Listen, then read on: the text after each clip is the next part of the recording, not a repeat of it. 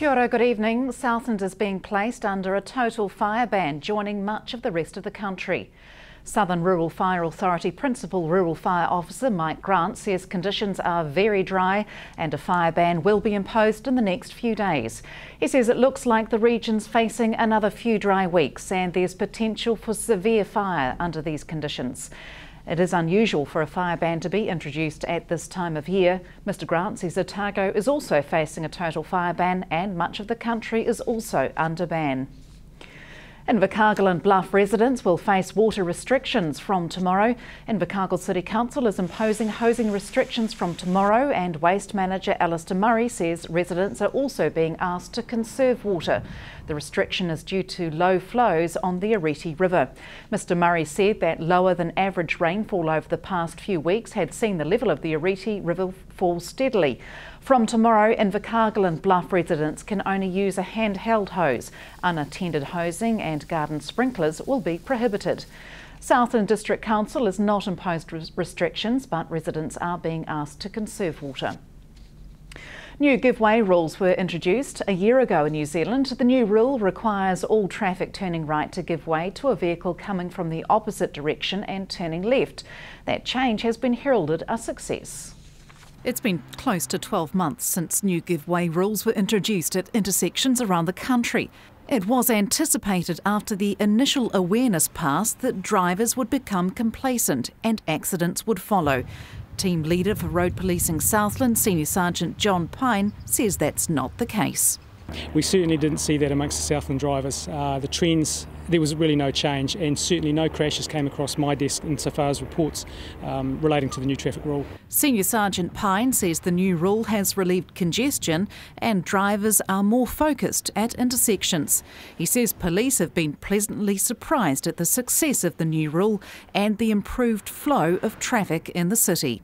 Road congestion being eased has been a plus, so people that would oppose each other at intersections wanting to turn in the same direction, with the left-handers now free to go, cars behind them can move forward easier.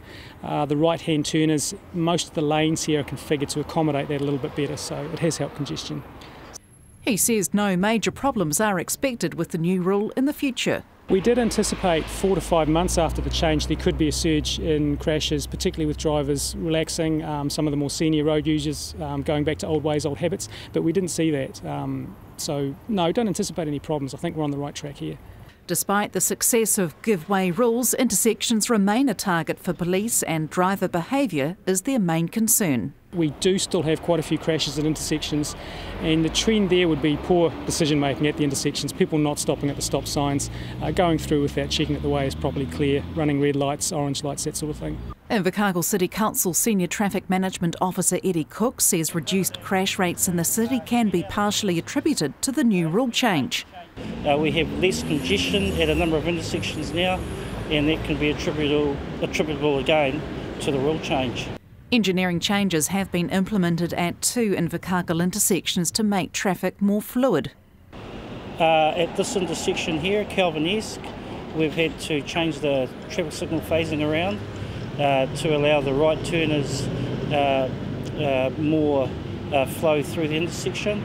That's Calvinesque, and at the South City intersection, Alice Janet Martin, we've made some traffic signal changes there. No changes have been made to the city's signposted give-way or stop intersections, and Mr Cook says they're operating well with both traffic flow and crash rate.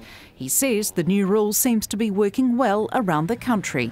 At other cities, I believe the traffic flows too are for the better overall, and I believe crash rates at other cities certainly have improved as well. The police and Invercargill City Council are not anticipating any problems in the future with the left-hand rule and continue to focus on improving traffic flows and arterial routes within the city. Margot Sutherland, South Today News. It's hoped more than 1.2 million New Zealanders will get a flu vaccination this year. The 2013 influenza immunisation campaign was launched today, and Health Minister Tony Rao says government wants more people to be vaccinated. Around 400 people died directly or indirectly from influenza each year in New Zealand, and last year it put more than 1,000 people in hospital. Around 23% of the population had a flu shot last year. The vaccination is free to those at greatest risk of serious influenza complications, including over 65s and people with ongoing health conditions such as asthma. After the break, the Southland SPCA calls on dog owners to stop putting their pet lives at risk.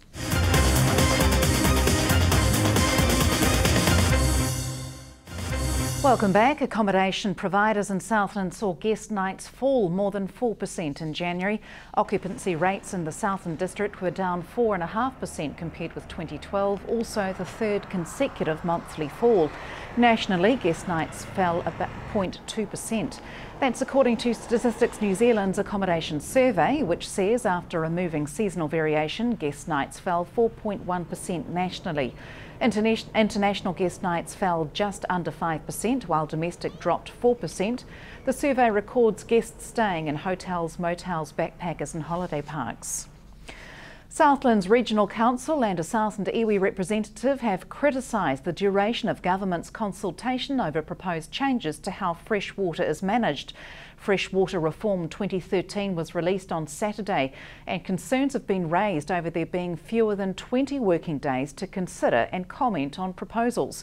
Environment Southland Chair Ellie Timms says it gives the impression that government has no genuine interest in consulting over its reforms. She says more time is needed given the impact for Southland and Otago.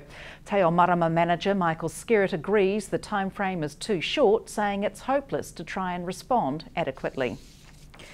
The Southland SPCA is calling for dog owners to take more responsibility and stop putting their pets' lives at risk. Southland SPCA shelter manager Mary Bradley says a high number of dogs have been left in cars, particularly on hot days in the south this year. In 2 cases, dogs were near death. She says it's not acceptable for people to leave dogs in cars. The internal temperature of a car can reach 39 degrees in 10 minutes on a 30-degree day, even if it's placed in the shade. She says even with windows down, it's too hot and this can be fatal. Because they get heat stroke, and a dog, they'll say panting is telling you it's cooling. A dog with heat stroke won't pant, which means it's cooking from the inside out. And the quickest remedy is to immerse them in cold water. Now, in terms of this being a problem in Southland, just how big of a problem is it?